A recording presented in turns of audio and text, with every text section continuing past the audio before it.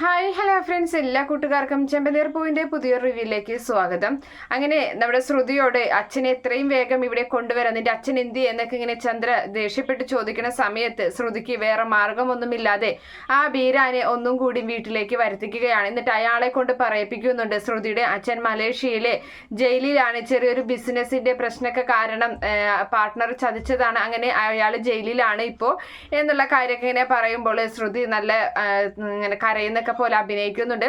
എന്തായാലും ആ ഒരു കാര്യം എല്ലാവരും ആ വീട്ടിൽ വിശ്വസിച്ച മാതിരിയാണ്, സച്ചിയും രേവതിയും ഒഴികെ. ബാക്കി അതിന് ശേഷമാണെങ്കിലും നമ്മുടെ ശ്രുതി ബ്യൂട്ടി പാർലറിൽ അങ്ങനെ ഇരിക്കുകയാണ്. അപ്പൊ ആ സമയത്ത് മീരയും ഉണ്ട് അവിടെ. അങ്ങനെ മീരയും ശ്രുതിയും കൂടി ഈ ഒരു കാര്യം സംസാരിച്ചു കൊണ്ടിരിക്കുകയാണ്. അപ്പോഴായിരിക്കും പുറത്ത് നമ്മുടെ നവീൻ, അതായത് ഇവളുടെ PA ഉണ്ടല്ലോ, ഇവളെ ഭീഷണിപ്പെടുത്തിക്കൊണ്ടിരിക്കുന്നത്, അവൻ വരുന്നത്. അങ്ങനെ അയാൾ വന്നിട്ട് നേരെ തള്ളിക്കയറി പാർലറിന്റെ ഉള്ളിലേക്ക് വരികയാണ്. അപ്പൊ ആ സമയത്ത് നീ എന്തിനാ ഇങ്ങോട്ട് വന്നത്, ഇത് ബ്യൂട്ടി പാർലർ, ഇത് ലേഡീസിന്റെയാണ്, ഇത് ഇവിടെ ജെന്റ്സ് ഒന്നും വരാൻ പാടില്ല എന്ന് പറയുന്ന സമയത്ത് അയ്യോ എനിക്ക് കാണാതിരിക്കാൻ പറ്റില്ലല്ലോ, കല്യാണിയെ കാണാൻ വേണ്ടിയിട്ടാണ് ഞാൻ വന്നത് എന്ന് പറയുന്നുണ്ട്. അപ്പൊ എന്താണോ കാര്യം എന്ന് ചോദിക്കുകയാണ് മീര.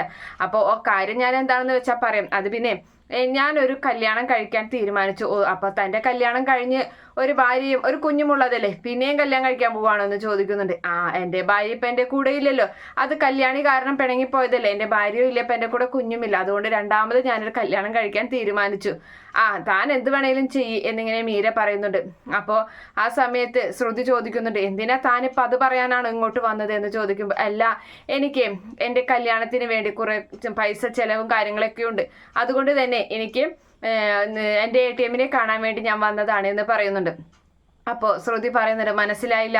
അപ്പോൾ മനസ്സിലായില്ല എന്നോ, എനിക്ക് 1,00,000 രൂപ വേണം എൻ്റെ കല്യാണ ചെലവും ബാക്കിയുള്ള കാര്യങ്ങൾക്കൊക്കെ കൂടിയിട്ട്, അതിന് വേണ്ടിയിട്ട് കല്യാണം എത്രയും വേഗം 1,00,000 രൂപ എനിക്ക് തരണം എന്ന് പറയുമ്പോൾ ശ്രുതി ദേഷ്യപ്പെടുകയാണ്. ശ്രുതി പറയുന്നുണ്ട്, ഞാൻ എന്താ വല്ല പൈസ ഉണ്ടാക്കുന്ന വല്ല മെഷീൻ വല്ലതാണ്, ഇതെന്താ ഇടക്കിടക്ക് താൻ വന്ന് ഇവിടെ പൈസ ചോദിക്കുന്നത്, തനിക്ക് 1,00,000 രൂപ നാളെ 50,000 തന്നുള്ളൂ, അത് ഇത്ര വേഗം കഴിഞ്ഞു എന്നൊക്കെ ചോദിച്ചിങ്ങനെ ദേഷ്യപ്പെടുന്ന സമയത്ത് അയാൾ പറയുകയാണ്, അതെ മര്യാദയ്ക്ക് എനിക്ക് പൈസ തന്നോളാം, ഇല്ലെങ്കിൽ നീ കല്യാണിയാണെന്നും നീ ശ്രുതിയല്ല കല്യാണിയാണെന്നും നീ മുന്നേ കല്യാണം കഴിച്ചിട്ട് അതിലൊരു കുഞ്ഞുണ്ടെന്നും എന്നുള്ള കാര്യങ്ങളൊക്കെ ഇപ്പോൾ നിന്റെ അമ്മയമ്മയും നിന്റെ ഭർത്താവിനൊക്കെ ഞാൻ വിളിച്ചറിയിക്കും എന്ന് പറയുമ്പോൾ ശ്രുതി പേടിച്ചു പോവുകയാണ്.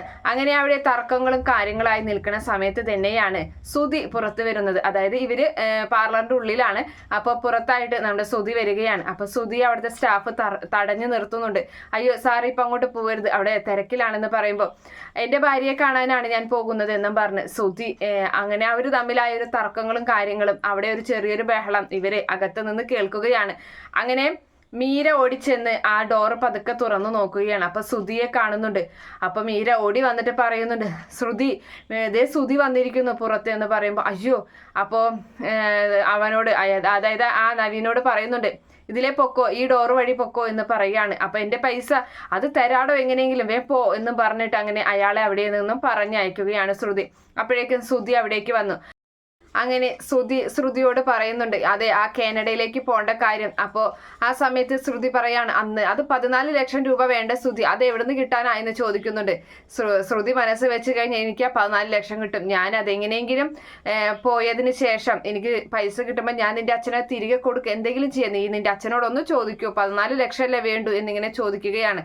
അപ്പോൾ ഈ PA വന്ന് 1,00,000 ചോദിച്ചതിന്റെ പുറകെയാണ് ബാക്കി വന്നിട്ട് ഈ ശ്രുതി ചോദിക്കുന്നത് 14,00,000. അപ്പൊ ശ്രുതി ആകെ നിയന്ത്രണം തെറ്റി നിൽക്കുകയാണ്. അപ്പൊ ശ്രുതി പറയുന്നുണ്ട്, ഒന്ന് പോയി തരൂ, ഇതെന്താ ഇത്, ഞാനിങ്ങനെ ലക്ഷങ്ങൾ നിങ്ങൾക്ക് തരാനുള്ളതാണോ, ഇതെന്താ ഓരോരുത്തരായിട്ട് എന്നോട് പൈസ ചോദിക്കുന്നത് എന്നൊക്കെ ചോദിച്ചങ്ങനെ നിൽക്കുമ്പോൾ ശ്രുതി പറയുന്നുണ്ട്, ഞാനല്ലാതെ മറ്റാരാ നിന്നോട് പൈസ ചോദിച്ചത് എന്ന് ചോദിക്കുമ്പോൾ മീര പറയുന്നുണ്ട്, അത് ബിസിനസ് കാര്യത്തിന് വേണ്ടിയിട്ട് കുറച്ച് അതിന്റെ കാര്യമാണ് അവളിങ്ങനെ പറഞ്ഞത് എന്ന് പറഞ്ഞങ്ങനെ ആ ഒരു കാര്യം സോൾവ് ചെയ്യാണ്. അപ്പൊ ശ്രുതി ദേഷ്യത്തോടുകൂടി പറയുന്നുണ്ട്, എൻ്റെ ശ്രുതി നിനക്കറിയില്ല എൻ്റെ അച്ഛൻ മലേഷ്യയിൽ ജയിലിലാണെന്ന്, പിന്നെ എങ്ങനെയാണ് ഇത്ര പൈസ അദ്ദേഹത്തോട് ചോദിക്കുന്നത്, അതുകൊണ്ട് നിനക്ക് നിന്റെ വീട്ടുകാരോട് വേണമെങ്കിൽ ചോദിച്ചൂടെ എന്ന് ചോദിക്കുകയാണ്. അപ്പൊ ആ സമയത്ത് എൻ്റെ വീട്ടുകാരിൽ എവിടെ നിന്നാടി ഇത്രയധികം പൈസ എന്ന് ശ്രുതി ചോദിക്കുമ്പോൾ ഞാനൊരു കാര്യം പറഞ്ഞു തരാം, അത് പറ്റുമെങ്കിൽ നിങ്ങൾ ചെയ്തോ, പറഞ്ഞതാ എന്ന് ശ്രുതി പറയുമ്പോൾ, അതെ നിങ്ങളുടെ ആ വീടിന്റെ ആധാരം പണയം വെച്ചിട്ടല്ലേ അന്ന് സച്ചിക്ക് കാറൊക്കെ എടുത്തു കൊടുത്തത്. അപ്പോൾ അതുകൊണ്ട് ആ പൈസ, അപ്പോൾ ആ ആധാരം എന്തായാലും അവിടെ ഇരിക്കണം. അപ്പോൾ അതുകൊണ്ട് കുറച്ചും കൂടിയും പൈസ കൂട്ടിയെടുത്ത്, അല്ലെങ്കിൽ ആധാരം വെച്ചിട്ട് കുറച്ചും കൂടി പൈസ കൂട്ടിയെടുത്ത് നിന്റെ കാര്യത്തിനും കൂടി പൈസ തരാൻ പറയാം നിന്റെ അച്ഛനോടും അമ്മയോടും, അതല്ലേ നല്ലത് എന്ന് പറയുമ്പോൾ അത് തരുമോ എന്നിങ്ങനെ ചോദിക്കുകയാണ് ശ്രുതി. അതൊന്നും എനിക്കറിയില്ല, നിങ്ങൾ ചെന്ന് ചോദിക്കേണ്ടത്, നിങ്ങൾക്കും കൂടി അവകാശപ്പെട്ടതല്ലേ വീട് എന്നിങ്ങനെ ശ്രുതി പറഞ്ഞങ്ങനെ നമ്മുടെ ശ്രുതിയെ എരിപിരി കയറ്റി വീട്ടിലേക്ക് പറഞ്ഞയക്കുകയാണ്.